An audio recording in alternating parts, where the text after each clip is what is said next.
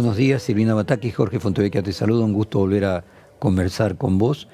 Que un economista haga ese cálculo que vos planteás del aumento de mortalidad resulta conmovedor. Me gustaría que lo profundizaras con nuestra audiencia, qué otros experimentos de este tipo hubo en el mundo. Yo recuerdo, por ejemplo, que en el caso de, cuando analizábamos la pandemia, en el caso de Grecia, cuando hizo su reestructuración y toda su crisis, había aumentado la cantidad de infartos, había disminuido la duración de la vida, creo que 2 años, así como las pandemias producen un efecto de reducción, aumento de la mortalidad, las pandemias económicas también. Pero bueno, me gustaría que vos profundizaras sobre ese concepto. ¿Cómo estás, Jorge? Buen día. Un placer siempre hablar con vos. Sí, yo lo que digo es que uno podría detenerse, por supuesto, en todos los indicadores negativos que está teniendo nuestra macroeconomía. Ayer se conocieron datos que presentó la UIA en su informe habitual, en donde la verdad que se registran caídas en todos los sectores, hasta en las exportaciones a Brasil.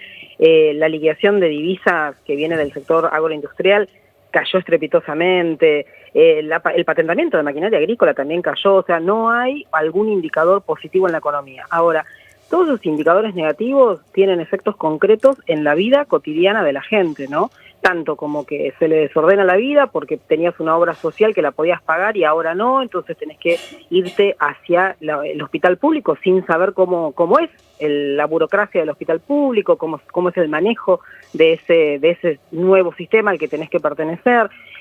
Quizás abandonar una escuela privada para pasar a una escuela pública, entonces te desordena la vida. Pero por otra parte, las estadísticas en la venta de remedios están cayendo, y uno también lo corrobora en algunas notas que hacen algunos periodistas en las farmacias, en donde las mismas vendedoras, las mismas farmacéuticas o farmacéuticos te dicen que la gente compra por blister, y es obvio que eso va a tener un impacto en la salud. Si vos, el médico, te dice que tenés que tomar todos los días una determinada pastilla y la tomás día por medio, eso va a tener un efecto en la salud, y como bien vos decías, en Grecia hubo un impacto concreto. La esperanza de vida disminuyó durante varios años.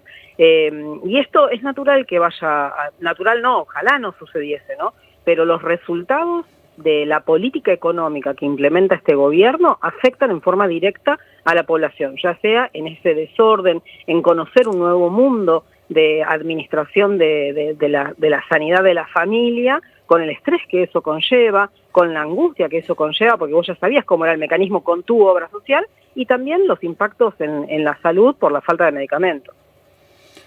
No sé, mientras te escuchaba me fui anotando aquí en un papel algunos puntos para interligarlo. Muchos países resuelven su problema de falta de crecimiento económico exportando gente.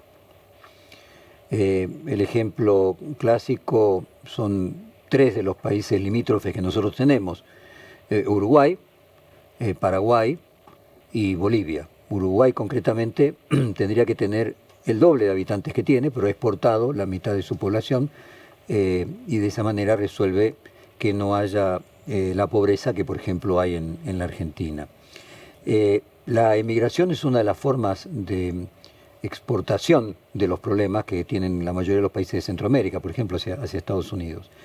Y me quedaba con la idea de la sociedad de Descartes, de una especie de darwinismo, en que, como decía Malthus, aquel célebre economista que planteaba que iba a haber hambrunas y que la gente se iba a morir, para regular la diferencia del crecimiento de la tasa de natalidad con el crecimiento de la capacidad de los países de producir alimentos. ¿Hay algo darwinista en el cual finalmente este modelo económico tiene que resultar en menos años de vida, un poco como dijo en su momento Mondino respecto de darle crédito a los jubilados?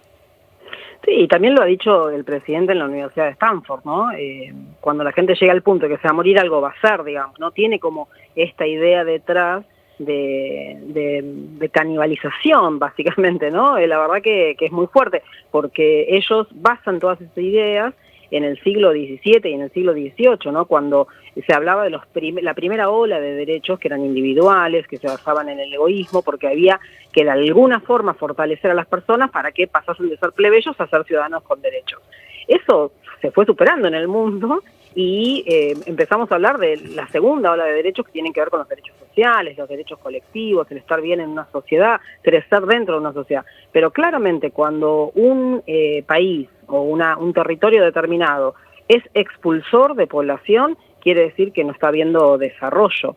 Y esto es lo que está pasando, digo, si bien no hay ningún posgrado que hable de expertise en crecimiento con y sin recursos económicos, la verdad que el presidente cuando dice eso no estaría sucediendo. Digo, el Banco Mundial viene modificando la proyección de crecimiento económico para Argentina, siempre fue negativa desde el inicio para este año, pero la fue empeorando, ¿no? Hoy ya estamos hablando de una caída de la actividad económica para este año proyectada de casi 4% según el Banco Mundial. Yo creo que va a ser más alta que el 4%, pero bueno, el Banco Mundial, viene el Banco Mundial y el Fondo Monetario, que va a ser 4%, y eso naturalmente expulsa población porque vos perdés la esperanza de poder desarrollarte en una sociedad que no se desarrolla claramente.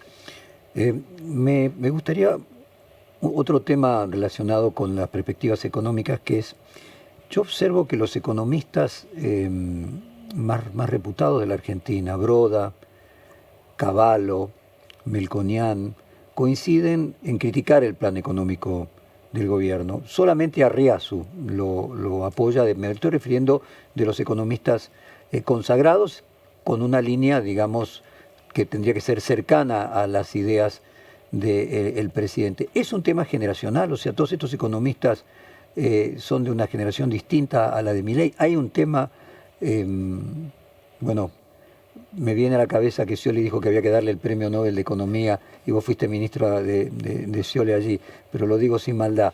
¿Hay algo disruptivo generacional en que Milei crea que está por el camino correcto cuando Cavallo, Broda, los economistas ortodoxos clásicos ponen advertencia de que se va por mal camino? Mira, yo creo que lo disruptivo viene por la política, no por lo económico. Lo económico es un retroceso tremendo y además nunca diría que este gobierno tiene plan económico, ¿no? Sí tiene un plan financiero y es un plan financiero en donde querer sostener un superávit, que yo digo, lo cuestiono, yo siempre dije, y ese mes que estuve en el Ministerio de Economía lo sostuve, y de hecho se siguen manteniendo algunos decretos que yo impulsé en aquel momento, ¿no? Respecto del equilibrio fiscal que es necesario. Ahora, el equilibrio fiscal es necesario, un Estado no tiene por qué tener ganancia, ¿no? Un Estado tiene que dedicarse a resolver los problemas a la gente, así que no está mal que no te sobre dinero, pero sí creo en el equilibrio fiscal. Pero por otra parte sí creo también que nosotros necesitamos ser mucho más eficientes de lo que fuimos, ¿no? Estamos manejando recursos del Estado y uno tiene que ser muy asertivo en ese manejo, ¿no? En ser eficaz y efectivo. En eso yo coincido, pero no en el objetivo de tener superávit, ¿sí? Un equilibrio fiscal que es más menos 0,5. Ahora, creo que desde lo económico es simplemente ese objetivo, creyendo que eso va a reducir la inflación, y la verdad que hay muchos estudios, hay uno de la CEPAL que es muy interesante, en donde explica las distintas causas de la inflación que tiene Argentina. Y una de esas causas es que la matriz productiva de Argentina es muy chica para el consumo que tenemos la clase media argentina y la clase alta en Argentina, que es un consumo fino, ¿no? Que tenemos todos los argentinos. Y vos hoy tenés que la industria se está cayendo estrepitosamente, o sea, vamos a producir menos.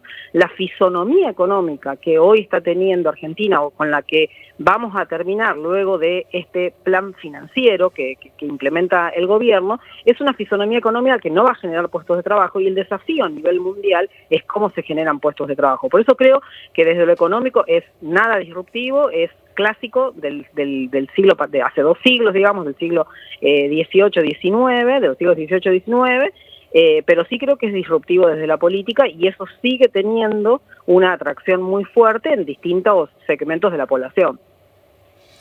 Quiere hacerte preguntas aquí Alejandro Gómez, Silvina. Perfecto. ¿Cómo le va, Takis? Buenos días. ¿Cómo estás? Buen día. Le quería preguntar sobre lo que dijo Milei ayer, que va a conseguir financiamiento del Fondo y del Banco Mundial, qué puede pasar con esto, pero Jorge dijo algo interesante y quería apelar justamente a Silvina Batakis con toda su experiencia. ¿Qué le pasa hoy, no? Cuando lo ve a Scioli, recordemos, ¿no? Que fue ministra de la provincia de Buenos Aires con Scioli gobernador. ¿Qué le pasa hoy cuando lo ve hablar a Scioli hablando de las fuerzas del cielo y de Milei, etcétera? Porque lo conoce bien a Scioli.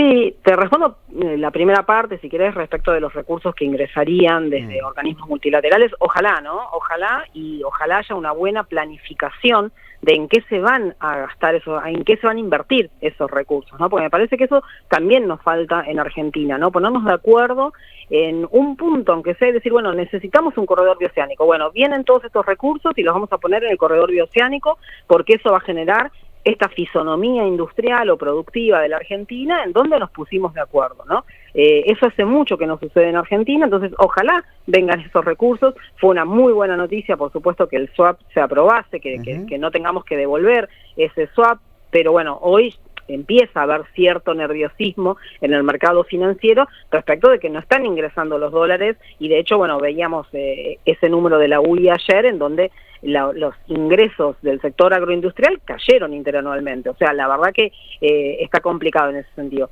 Respecto de Scioli, yo la verdad que en algún punto me entristece, ¿sí? Como vos decís, yo lo conozco bien, fui su ministra, iba a ser su ministra de Economía si él eventualmente ganaba las elecciones en el año 2019, en el año 2015. Y la verdad que un poco me entristece, pero bueno, nada, yo supongo que él habrá reflexionado respecto de por qué está haciendo esto. Silvina, el placer es mío, me encanta escucharte, te mando un abrazo grande y bueno, nos mantenemos en contacto como siempre. Gracias, Jorge, beso grande, chao, chao. Acabamos de hablar con la ministra de Hábitat y Desarrollo Urbano de la provincia de Buenos Aires, Silvina Batakis.